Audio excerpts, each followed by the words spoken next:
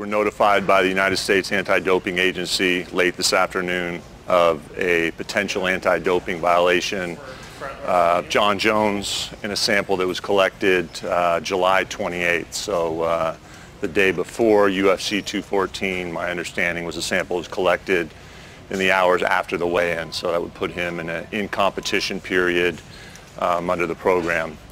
USADA, who you all probably know is the independent administrator of our program, is working very closely with the California State Athletic Commission.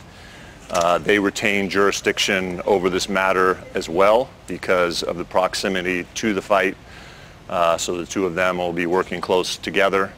And really, until the appropriate time comes, that's about everything that we have in terms of specific comments. I'm happy to answer questions about general procedures and things of that matter, but I'm not going to talk anything more specifically on John's case. Can you talk about what happens? I mean, obviously he had a previous issue as well.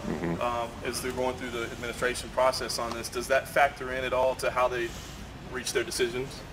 Yeah, again, not speaking specifically to John, but just in general, when someone would have a previous violation, those things are taken into account, I'm sure. The beautiful thing about our program is that the UFC is not policing ourselves. That was the reason that we went to USADA, and the reason we did that is so that our fighters could have trust in the system. And those of you that know my background in professional sports and anti-doping, I've spoken with 150, 200 maybe professional athletes that chose to use performance-enhancing drugs, and that was the biggest answer I got from them of why they went down that path, that they didn't trust the system. So that was because, often their leagues were policing themselves. It was the proverbial fox guarding the hen house, and we don't have that in our program. So all of those considerations are taken into account by USADA. And are you able to clarify as well what the maximum penalty would be? Is this considered a second strike, so to speak, when the way things went down the first time? Yeah, well, John definitely has one penalty under the system. So the second penalty, if it were to come to that, basically doubles the amount of the first. So for a specified substance, which are your non-steroid substances, those will usually be a year the first time, and so there'd be 2 years for a second offense. The non-specified, which would include your harder substances, steroids, growth hormones, blood doping products, would be, first time would be 2 years, the second time could be a potential of 4 years. Now there's also stuff in the policy, there's mitigating circumstances which can be reduced from that if the athlete was, could show they weren't at fault and did their due diligence.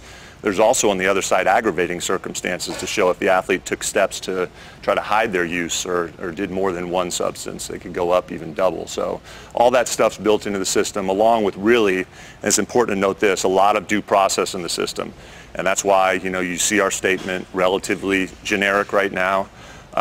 John is afforded due process rights, and those will be carried out here, in the coming months. And there are reports that it was a steroid. Are you able to confirm that? I'm not going to comment on what the substance was.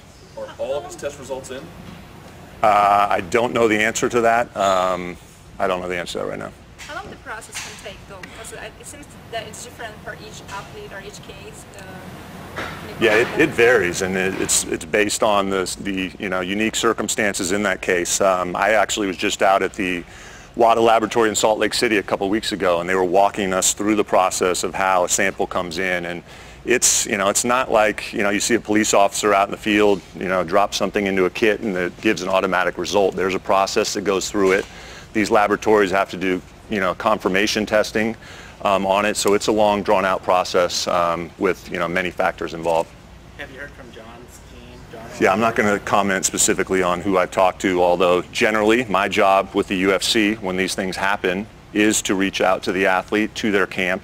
Because I'm not USADA and that we're not administering the program, I have to believe all of our athletes until they give me reason not to. And as we've seen in several instances leading up to this, my job is if the athlete needs help, I'll step in there and help them out and try to use some of my resources to do that. Is there a time frame, though, that you expect this to be solved? Or? I can't say. It's too early in the process here, and things are still being figured out in which direction this is going. Too early to say that. Is the in-competition window, to what extent could that be relevant for a potential penalty? Yeah, I mean, the in-competition window, so there are certain substances that are prohibited only in competition. So that's when it would be relevant. I can't comment on what this substance was, but if it were one of those, then the in competition would come into play. There are others that are prohibited in and out of competition where in competition would have no relevance. Has a B sample already been tested? I mean, this is quite a lengthy Yeah, this time. early in the process, I can tell you just generally the day that USADA makes announcement to us and notifies the athlete, the B sample wouldn't have been tested already. But I can tell you this, after touring the laboratory, when a WADA accredited laboratory makes an announcement of a positive test of a substance in that athlete's body, the substance 99.999% of the time is in that athlete's body. They do some confirmatory testing on even the A sample. So that's why we make the decision when we're notified to put out a statement, because we have confidence in these WADA laboratories that they're able to identify that I substance. guess the reason I ask is, are you comfortable with the amount of time it took to get this report? I mean, I know it takes time. Like you said, it can't get done in the field, but it seems a little lengthy. Yeah, I mean, again, what's relevant here is that the day this was collected was the day before the fight. So, I mean, the big question is, hey, could this sample result have come back before a fight? And I can tell you, no way. There's no way that a sample can be turned around. Even if that sample was being paid strictly attention only to that sample, that would be difficult. The reality is these WADA laboratories have hundreds of NFL samples, hundreds of Major League Baseball samples, and when you do have a potential positive here, there's a confirmatory testing thing that goes into play. So that's lengthy, multiple days. So no, I mean, what are we talking, how long are we talking out now from 214? Almost a month, 3 or 4 weeks. A month, yeah. I mean, I think that's more on the lengthy side, but hey, if there was a fight within 2 weeks of that collection, I think you probably would have seen some expedited nature to that. But because the fight had already taken place, I think they probably wanted to be sure that these results, because there was so much riding on them, were good. Have you heard from California? Are they going to officially call it a no contest? I've been in touch with Andy Foster, and I don't think that he's made that decision yet. Basically, I told him that, look, USADA is going to give you everything you need. If you don't, let me know, and we'll let the two of them, because there is dual jurisdiction here. USADA under the UFC program, and Andy Foster in California, the commission, also has jurisdiction over these results. This is obviously speculative, but John won via vicious KO. I mean, obviously this could go 1,000 different directions, but could they take the nature of his victory into account on a punitive basis, depending on what they find? Yeah, I don't know the answer to that.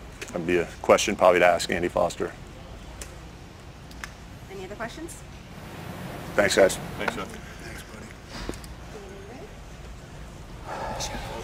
I guess first, can we get your reaction when you got this news? Obviously, it's brutal. It's unbelievable. Unbelievable. I'm sure I feel the same way every one of you felt when you heard. It's unbelievable. There's still an administration process, but if this is proven to be true, what will be the process with the title and the belt and that sort of thing? I'm not going to say anything until this whole thing plays out and see how this thing, where we end up. But, yeah, it's unbelievable. Until the process is done, Dana, could this have come at a worse time, sort of the eyes of the whole world on the sport? Yeah, I mean, these never come at a good time. They're always bad, especially with somebody like John Jones, who, wherever you sit in MMA, in my opinion, he's the best to ever do it. He's the best ever. And, that makes it even more unfortunate. Have you talked to Cormier? I did. What did he say? Holy shit, this is crazy. And he's in Hawaii right now with his family on vacation, and he couldn't believe it either. He felt the same way that I did. Blown away. Huh? You spoken to John? I have not spoke to John, no. Then how much do you think this taints his legacy? How much what? How much do you think this taints his legacy? I mean, if this ends up and he gets, and it ends up, getting 2 or 3, it might be the end of his career. So to talk about his legacy, I mean, that's probably the end of his career. You don't see him coming back? He might. Well, let me tell you, it's tough. I mean, how old is John now? 30? 30. Yeah, 33, 34, trying to make a comeback again. And you look at what could have been and what he could have done, and it's sad. You've been very patient with him. Is that other chances? Is it personally sort of painful for you, this one? What's the question? The fact that you've had to be patient for John to come back before that this has happened. Yeah, it's just, I mean, I don't even know what to say. I always know what to say. I don't know what to say about this one. The process can take a little bit of time, as Jeff was saying. Do you know exactly what you guys can do, or just gonna wait until? Yeah, I mean, you have to wait until the whole thing plays out with the commission and USADA. You have not stripped the belt and given it to DC? No, no, he has to go through the process. He has to, you know, go through the process with USADA and the California State Athletic Commission, and we'll go from there. You were alluding to it, but obviously the talent that we've seen from Jon Jones as a physical specimen throughout the years. It's like, why, if anyone is not going to take performance-enhancing drugs, right? Yeah, listen, he's the best ever, in my opinion. You know, he had the potential to move to heavyweight and fight heavyweights. If you look at Cormier's never been beat at heavyweight. Jon beat him twice. I'm not saying that that means Jon could have reigned in the heavyweight division, but he has the size, the power, everything. He has everything to be a heavyweight champion. So who knows what could have been. Just one of those sad stories, you know. Did you ever talk to Jon after 214? No. Jon and I still haven't talked since 200.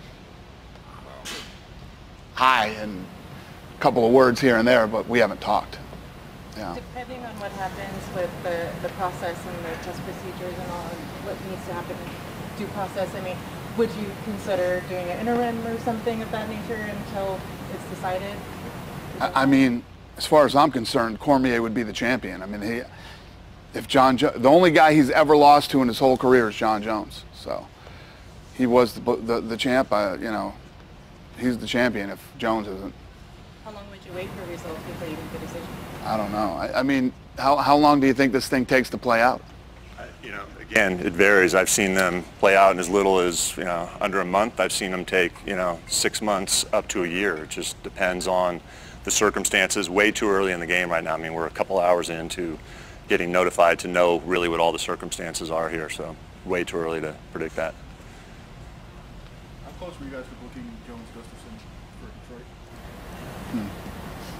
We were talking about Jones fighting at heavyweight. Against Stipe? Probably. In Detroit? Probably. Dana, have you talked to Malfi yet? No, I haven't talked to anybody. I talked to Cormier. He told me when we were at the office, this thing's going to go down, and I'll you know, we have to notify Cormier, so I'll tell you when. And he told me, said go ahead and call him. So I called him while we were here. I called him from here. Yeah. So were you here when you got the news? No, I knew this afternoon, but we were waiting to contact those guys. I guess they were trying to get a hold of Jon Jones, so. Yeah, there's a process involved that, you know, USADA has multiple parties that they need to contact first, and then the formal notice and statement goes out, but it's relatively quick. It's within really probably an hour. Dana, you say your speech is unlike usual. Is this like kind of hurt personally, the fact that you kind of seen like the beginning and all the way up and the ups and downs, and we're here? Yeah, it's just, you know, Jon and I have been mad at each other since UFC 200, but, you know, the reality is we've been there for this kid every step of the way. You know, how many times did I fly to Albuquerque every time he, you know, got in trouble? And, you know, the list goes on and on of you know, what we've done for this guy. And, yeah, it's sad. You know, I like his family. Dad's a nice guy. His mom was a sweetheart. You know, his brothers are good guys. And you know, just, you look at the potential that this kid had and what he could have been. And, you know what I mean? I mean, look at Conor right now. Look at Conor McGregor. Imagine what Jon Jones could be right now. You know, how big he could be. How many sponsors would he have? Who would he be signed with that, you know, have never signed a mixed martial artist before? And the list goes on and on of what could have been with Jon Jones. It'll be a great 30 for 30 someday. What is it overall, Dana? I mean, you guys have instituted a lot of things, bringing in Jeff, you know, and being with USADA. You've done like basically everything that you can do to try to stop this behavior from occurring. The fact that it still occurs, what does it tell you about the mindset and the way fighters can get and competitors can get? Well, there's never a way to completely stop something. If people are always going to try to look for an advantage, but, you know, He was just telling me the other day. Go ahead. Yeah, I think you have to take a look at the numbers and see that, at least numbers-wise, we are seeing a difference. The first 18 months of the program, I think we had 36 or 37 adverse events, and here we are in 2017, 8.5 months in, and we've seen a rash in the last couple of weeks. We're still in single digits, We have 540 plus fighters on our roster, and yeah, this is an unfortunate one and high profile, but you have to look at those numbers. I mean, 9 adverse events with 540. That's 531 athletes that are complying with the system. Those are good numbers. Amazing numbers.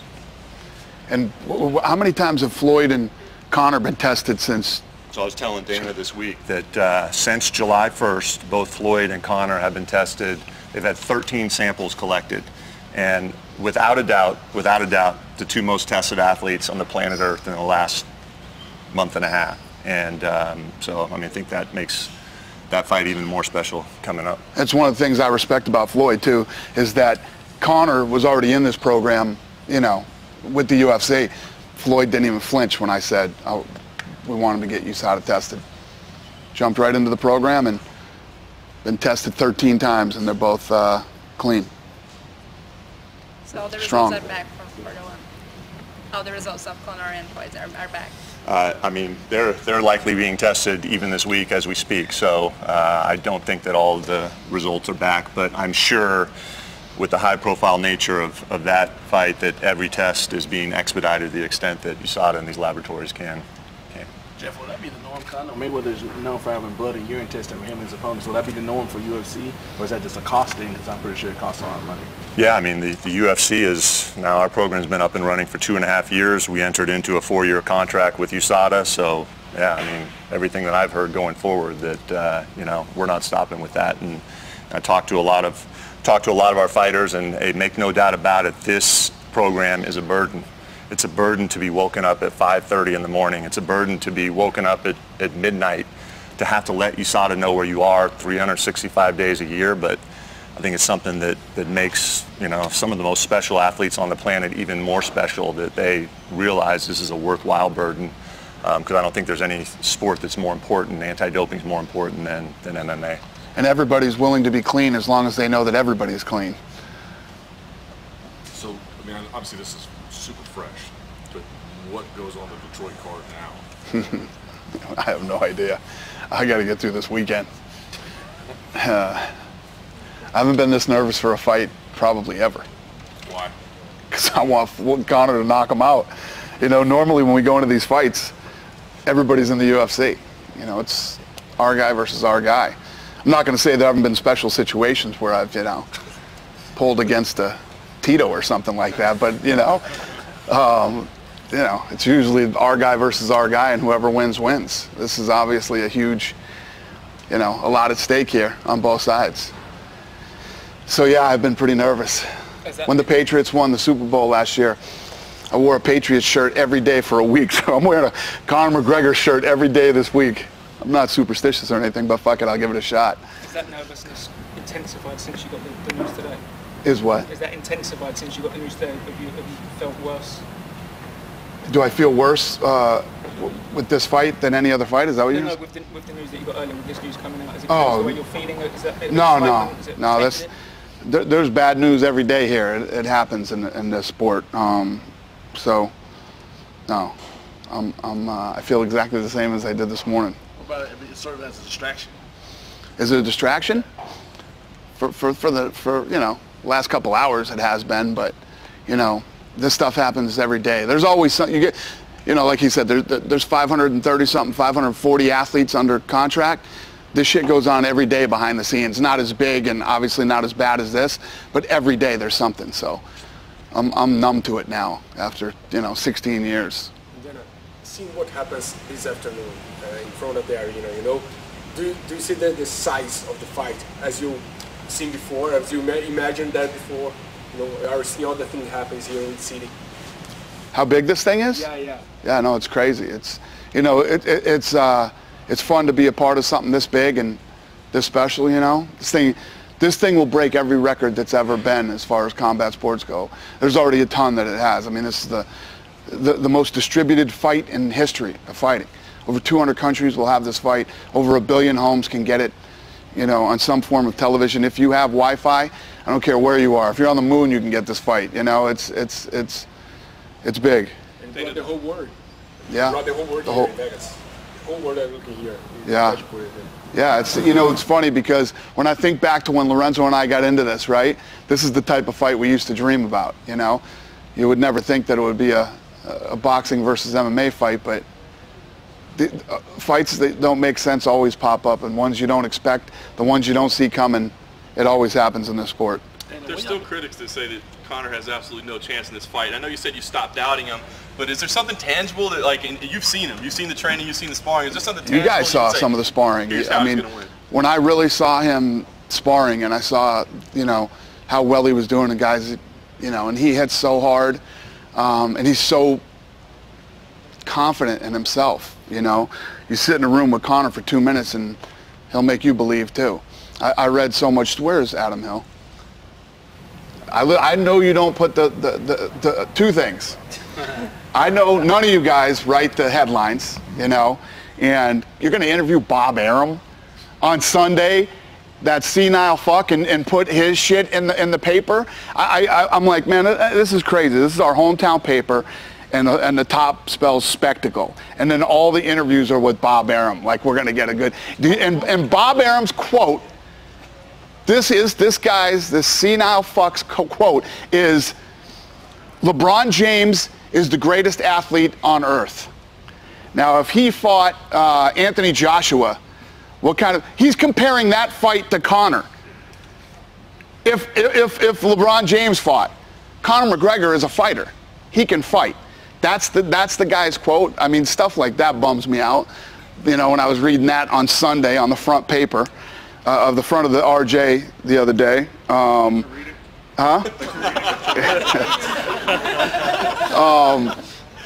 But yeah, and Mark Taffet from HBO gave somebody a quote. I don't remember who had it. This is like watching Evel Knievel jump the Grand Canyon. Fucking crazy, man. At the end of the day, the people who don't believe it don't know anything about fighting. You know nothing about fighting. This isn't going to be a boxing match. This is going to be a fight. Conor McGregor has knockout power on both hands. There's going to be 8-ounce gloves, and he's going to go in there to knock out Floyd Mayweather. It depends on, is Floyd really going to do what Floyd says he's going to do? Is Floyd going to come forward? He might, because he might believe that, you know, he can hit Conor at will, and he's too fast, and he's a boxer, so maybe he thinks he can. But I'll tell you what, if he gets clipped one time, he won't keep coming forward. He will back up. And if he decides to run and do what he does when he fights, then it'll be a different kind of fight, you know. But make no mistake, this will be a fight. Anybody here tell me the last time you saw a boring Conor McGregor fight? They don't exist.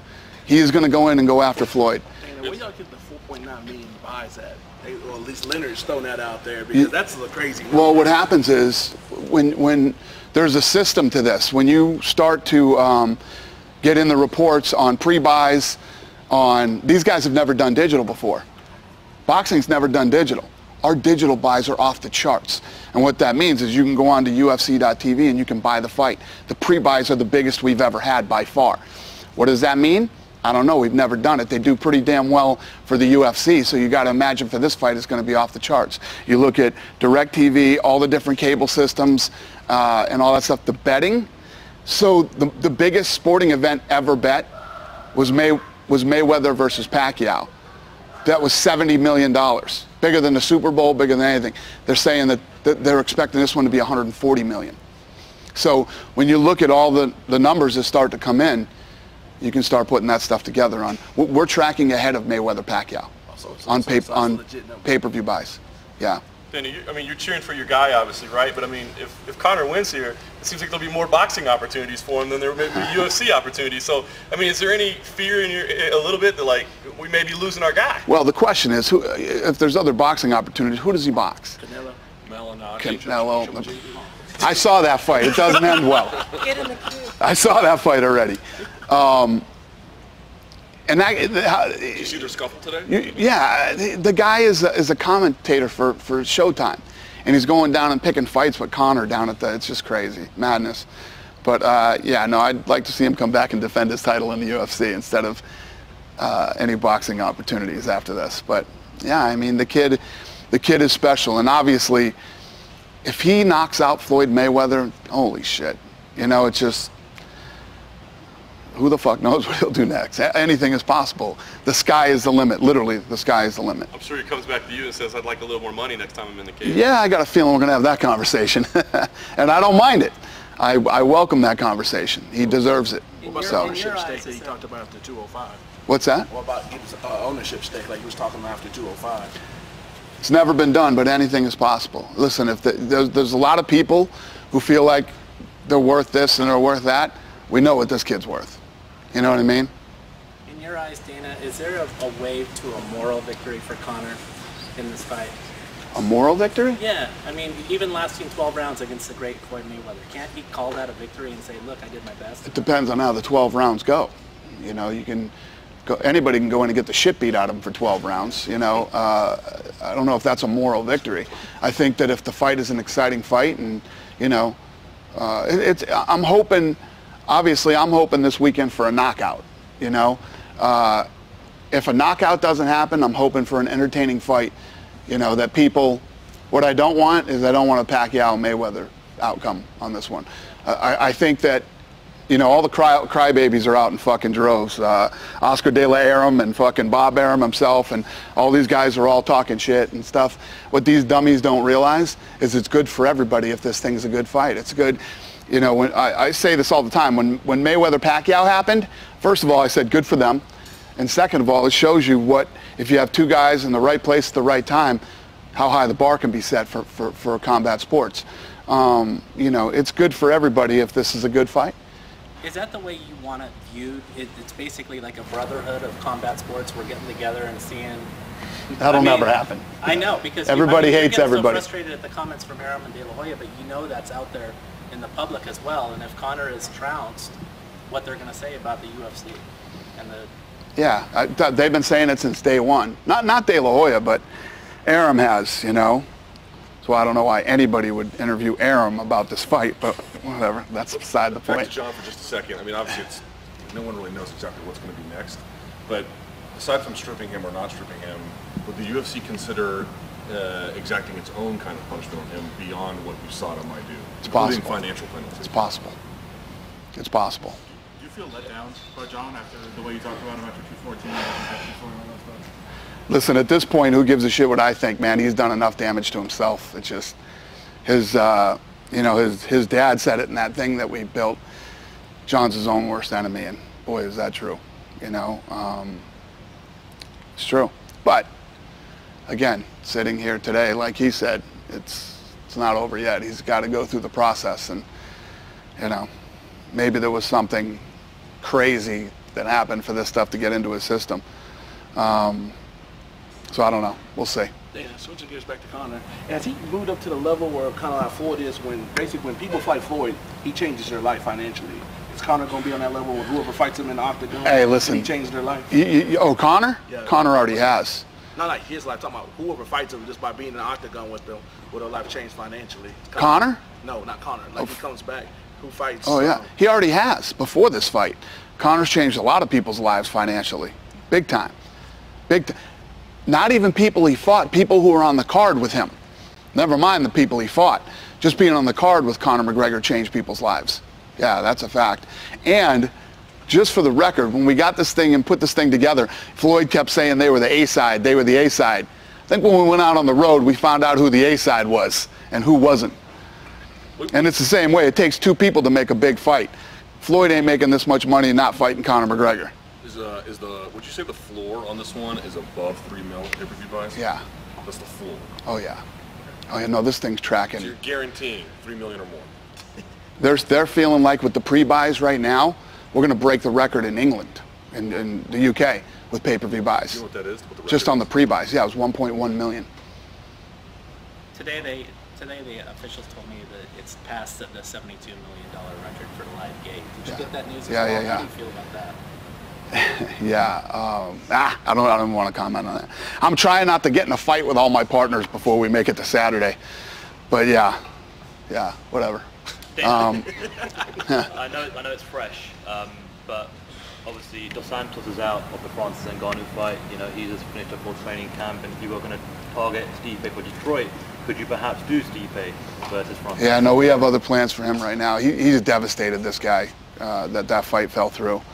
So we're trying to put something else together. When we get it done, I'll talk about it. I don't like talking about stuff till it's done. But yeah, we're working on something big for him. Is your thinking that Conor will fight the Ferguson Lee winner whenever that's ready? I don't know. What I have to do is, with this thing going on, is just keep rolling.